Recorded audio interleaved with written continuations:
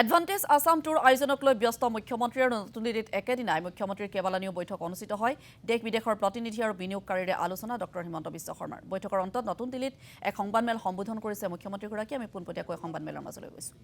সেই develop কাণ্ট্ৰিজৰ ambassador সকলৰ লগত আমাৰ মিটিং হয় বৈদেশিক পৰিক্ৰমা ৰাজ্যিক মন্ত্ৰী পবিত্ৰ মাৰ্ঘেৰিটা ডাঙৰীয়াও উপস্থিত আছিল আৰু প্ৰায়বোৰ দেশেই ইয়াত আমাৰ এডভান্টেজ আসাম কনক্লেভত যোগদানৰ কাৰণে ইচ্ছা প্ৰকাশ কৰিছে আৰু আমাৰো যিকেইটা ডেলিগেশ্যন বাহিৰত যাব গোটেইকেইটা ডেলিগেশ্যনে লগতে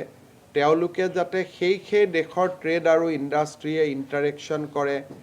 কনভাৰ্চেশ্যন হয় আলাপ আলোচনা হয় তাৰ বাবে আমাৰ ভাৰতত থকা এম্বেছাডৰ বা উচ্চায়ুক্তসকলে সহায় কৰাৰ বাবেও প্ৰতিশ্ৰুতি দিয়ে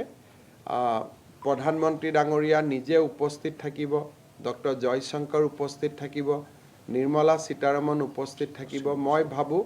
যে এটা খুব ভাল সামিট এখন অসমত হ'ব আৰু সেমি কণ্ডাক্টৰ অসমত স্থাপন হোৱাৰ পৰাই অসমৰ ওপৰত মানুহৰ এটা নতুন মন এটা আৰম্ভ হৈছে যে অসমৰ